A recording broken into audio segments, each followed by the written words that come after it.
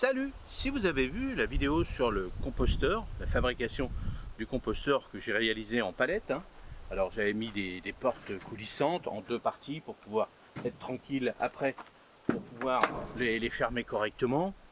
Et puis j'avais mis un toit dessus, j'avais fait quatre cases différentes pour pouvoir avoir toujours une case libre pour pouvoir mélanger mon composteur. Mais je vous avais dit aussi que dans cette vidéo, j'allais installer une gouttière, puisque j'ai installé un toit dessus. Donc une gouttière pour récupérer l'eau de ce petit composteur et installer un petit bac, c'est un grand bac de 300 litres que j'avais déjà ici en stock et que j'avais dit que je m'en servirais justement pour mon composteur. Mais le petit problème qu'il y a, c'est qu'il n'a pas plu depuis plus de 2 mois chez moi en Normandie. Et le composteur, c'est-à-dire surtout le composteur, lui, a besoin d'humidité, c'est-à-dire le compost a besoin de beaucoup d'humidité pour pouvoir faire en route la machine, on va dire. Il va falloir toujours avoir un compost bien humide, mais pas trop non plus, pas détrempé. Donc l'avantage que j'avais dit, je mettrai une petite cuve juste à côté, je remplirai à fur et à mesure, au lieu d'aller chercher au fond de la pépinière de l'eau ou tirer un fil ou un truc comme ça, là je serai autonome de ce côté-là. Mais là actuellement, je voulais vous montrer dans cette vidéo comment faire avec cette petite cuve. Bon voilà, j'ai pas pu puisqu'il pleut pas, donc j'ai trouvé une autre petite solution. On m'a offert une petite pompe superbe électrique, donc pas besoin de tirer le fil, ça se fait tout seul. Cette petite pompe, l'avantage, c'est que je vais pouvoir la mettre n'importe où, récupérer de l'eau dans une cuve que j'ai là-bas au fond. Donc je vais vous montrer ça dans un seau pour l'instant. Donc le seau remplacera la cuve de 300 litres et vous allez voir que ça va être très très simple. Alors voilà, la cuve elle est là. Là on a fait ce système là juste pour mettre dessus. Le seul problème c'est que comme il y a eu des températures de plus de 30 degrés, pour nous même 37 degrés, je ne l'ai pas encore collé, j'ai pas encore collé tout ça, donc j'attends. Donc là maintenant ils annoncent des températures plus douces. Donc je vais pouvoir le faire. En dessous de 25 degrés, c'est bon, ça va bien se maintenir. Donc là, soit je vais mettre, pour l'instant j'ai mis un petit tube comme ça, parce que là il y a un trou. Je vais mettre un petit filet dessus, récupérer par rapport au toit. Et puis là, ça va le faire. On va voir si ça c'est suffisant. Ou sinon, je mettrai directement un tube long dedans. Mais je veux quand même garder mon filtre pour éviter qu'il y ait pas mal de cochonneries dedans. Et surtout des petits oiseaux, tout ça qui tombe aussi dans la cuve, ça c'est important aussi. Mais sinon, cette petite cuve, 300 litres c'est pas mal. Je peux récupérer en bas de l'eau si je veux, le tube il est là. Mais j'ai préféré cette petite pompe qui est beaucoup plus facile que le fait de remplir ici, de partir, de lever l'arrosoir dans les bacs. Là, je vais juste installer un tuyau. Une fois que j'ai besoin, j'appuie sur la pompe, hop, j'arrose, hop, ça, et comme ça. Et je vais vous montrer comment je vais faire. Alors voilà, la petite pompe elle est là, vous voyez, je vous la montre. Donc c'est bien, c'est assez profond pour aller directement dedans. Donc voilà, tout simplement, vous voyez, un tube, là le filtre, là la petite batterie, vous voyez, le petit crochet pour pas qu'elle tombe dedans, dans l'eau évidemment. Et puis là, hop, on met dedans, voilà. Donc là, c'est ça.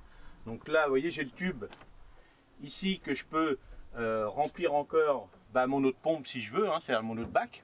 Là il me reste encore 1000 litres, donc ce que je vais vous montrer, c'est tout simplement, hop, on va remplir ici. Vous allez voir, elle a pas mal de puissance. Hop, c'est parti. Regardez, vous voyez,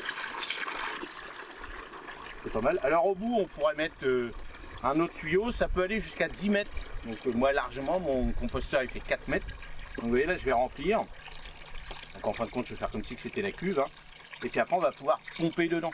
Donc cette petite pompe aussi peut servir aussi pour vidanger les lavabos. Je vais mettre ça dans le descriptif sur ma page Amazon, vous verrez. Et celle-ci c'est pour l'eau.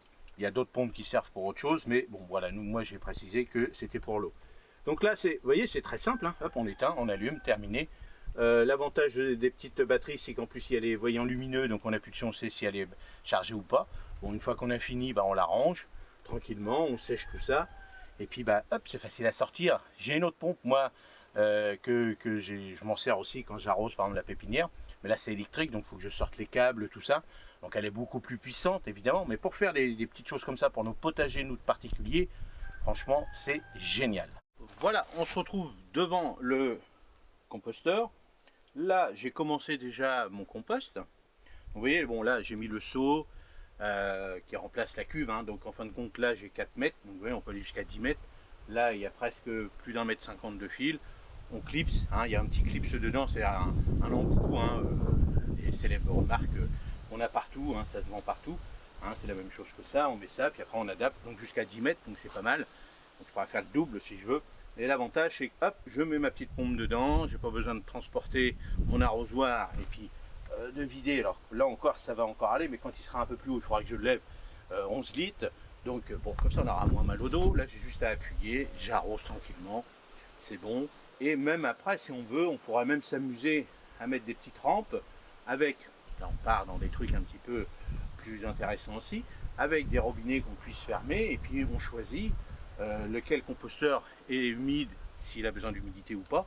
Avec ce genre de petite pompe, on clipse, on branche, terminé. Une fois que c'est fini, on l'arrange. Donc là je vous montre, vous allez voir, c'est tout simple. Hein. Vous voyez, c'est... Voilà, hop, elle est dedans. Alors je vais la tenir parce que là c'est un peu bric-à-brac évidemment. Vous voyez. Et voilà. Donc là, comme j'avais besoin de l'arroser, là, hop. Voilà. Vous voyez. Le compost, lui, a besoin toujours d'humidité. Il faut qu'il soit mouillé comme une éponge. Quand vous essorez une éponge, vous enlevez le trop-plein et l'éponge reste humide. C'est ça. Il faut trouver ce juste équilibre avec le compost. Ça, c'est génial si vous réussissez à faire ça. Donc là, on voit bien mon compost. J'ai mis des matières azotées, mélangées un petit peu avec du bois, plus ou moins, parce que les tiges d'hortensia sont un peu plus dures. Donc là, on pourra le mélanger si on veut un petit peu. Je vais remettre après un petit peu de paille dessus, je vais arroser encore un petit peu. Alors ce qu'il faut faire pour savoir s'il est humide ou pas, eh ben, on ouvre un petit peu, hein, on regarde un petit peu, on regarde, on peut toucher, on prend des gants si vous voulez, ou à la main directement, et on regarde s'il est humide au cœur. Et sur les côtés aussi, ça c'est important. Bon, l'avantage d'avoir fait des cubes comme ça, c'est que normalement toute l'humidité reste à peu près partout.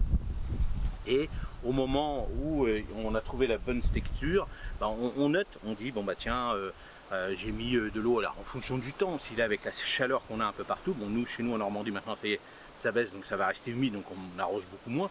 Donc peut-être que si on a un temps comme ça à une vingtaine de degrés, ben, on arrosera peut-être tous les 10 jours, mais toujours en fonction.